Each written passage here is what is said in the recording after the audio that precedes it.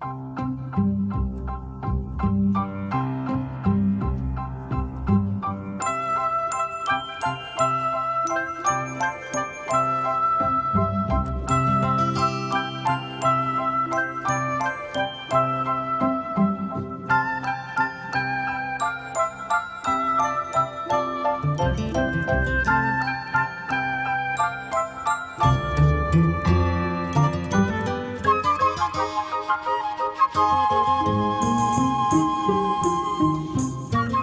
was quite hard work. I mean, it looks easy once you can do it, but the fact that everything's got to be in sync, and if you don't let go of the fluffy bit, the Sally, you kind of go up, so it's a little bit scary at the same time, but I did enjoy it because it's something different, which is why I kept going.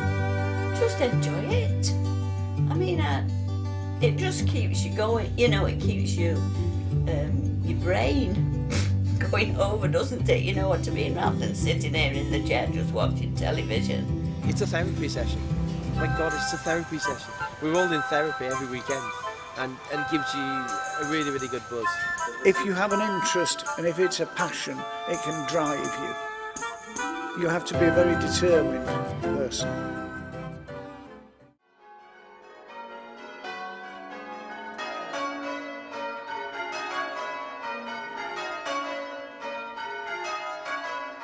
I started bell ringing when I was 10, so I've been ringing for 12 years. I came instead of going to guides because my best friend, her mum and dad already did it, so we just came along with them. The fact that there's such a wide age range from Ellie, who's 11, to Bernard, who's in his 80s, it's not the kind of people you'd normally hang around with, so you just keep coming back because there's a lot of banter that goes along within everybody. So you literally just come for half an hour, so the half an hour before the service starts, and it's just ringing everybody to church, so it's literally just like practice night. However, you shouldn't really do things wrong. You do, but you shouldn't.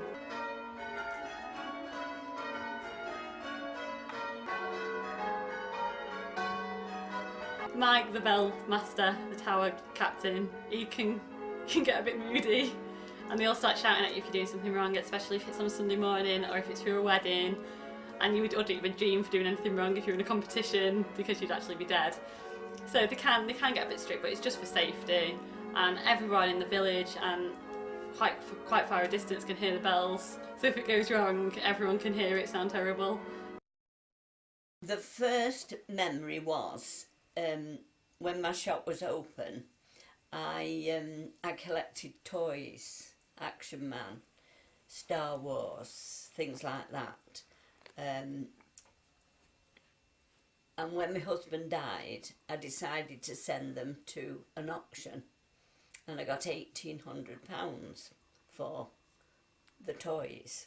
So that started me then selling either at the auctions, car boot sales, or collectible fairs, anything really. Over the years I collected so much stuff that I'm either selling it at the auctions or at the car boot sales.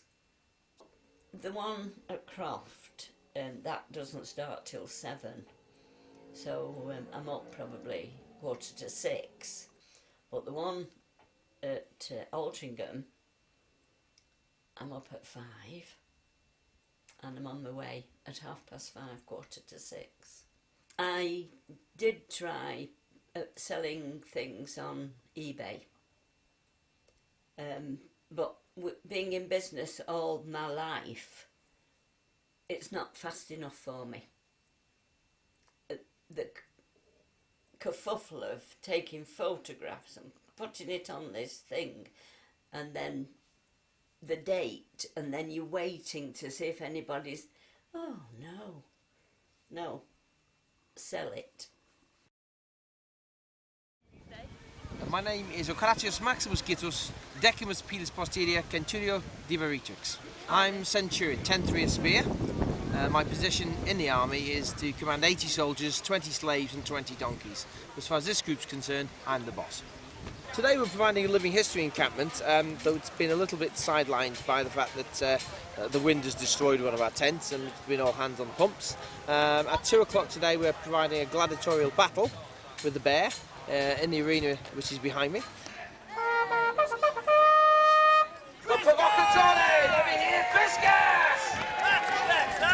It's very tiring. It's very exhausting because you're giving so much of yourself. From our education work, you're fully engaged and you can't let that go. You're fully enthusiastic, you're fully engaged for the kids at that time. Members of the public, they want to talk to you. You've got to be enthusiastic, you've got to be engaged, you have to draw that out. And performing, standing in front of an audience, it saps your energy. And at the end of the night, you really do want to sit down and have a beer. I operate the Museum of Fair collection, which is based at St Helens Transport Museum. The North West Museum of Road Transport is the correct title. I brought my personal collection of 1,047 bus ticket machines here from another location where they couldn't be seen and enjoyed by members of the public. With literally thousands of different types of badge and uniform buttons and so on. All items that are now very hard to come by. There are learned societies that are formed simply to tell people about tickets, about bus tickets. Oh, look, that's a pink one with black print. I have to say that my interest goes much deeper. I want to know about the design of the tickets, why they were designed that way. I want to know about the machines, why they were designed, who designed them. I've met numerous inventors' families.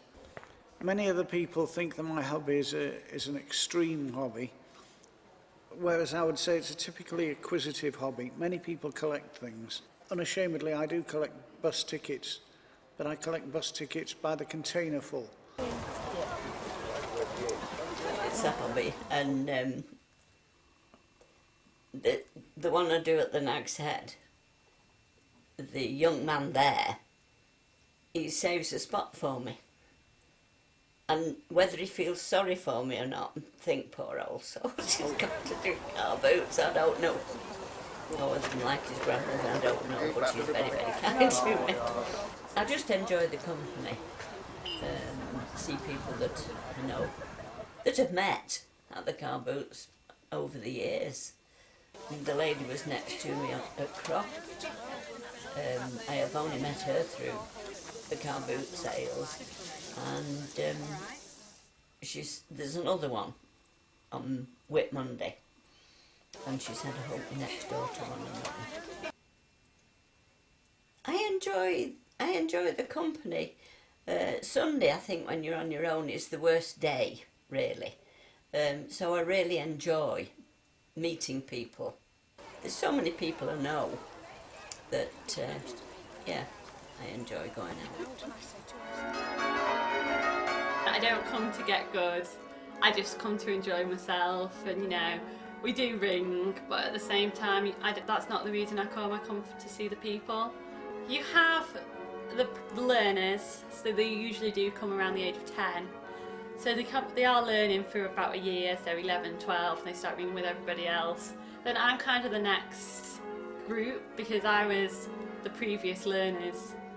And then you get another jump from me to everybody else who's kind of 40s, 50s, and then you get the older ones who Bernard, who's 80s, and I think he's part of the church. He's always here, he's here every Wednesday, every Sunday without a doubt, before he comes. So there is quite a stages of ages, and we just kind of go through it. We all go to the pub after bell ringing, after practice on a Wednesday. We all go down to the pub. It's called Bell Ringing Part 2, and every first Sunday of the month after ringing for the church service, we then go to the pub for breakfast. So we will go and have some breakfast and some cups of tea and stuff. No, I will keep it up, definitely, because I do, like I say, like social sign, and I've kind of grown up with these people now for being here 12 years. They are almost like a mini family. But also, if I keep ringing and I get married in this church, I'll get the bells for free because of my friends. I like camping out with the lads. There's something about being around the campfire at night, drinks, everybody sharing everything they've got, and just having the crack, having a good time, having a laugh, and that's probably more bonding time than most of us experience with our real blood families. And so the sociality is really important, because if they came here, got the kit on, performed and went home, those members don't get much out of it, and generally they're with us for a season, maybe two.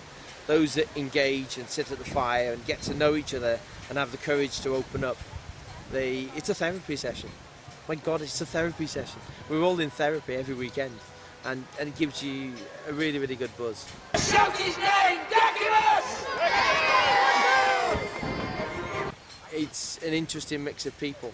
I think that so long as you've got people who are interested in performing and showing history, then you will always have people interested in watching history.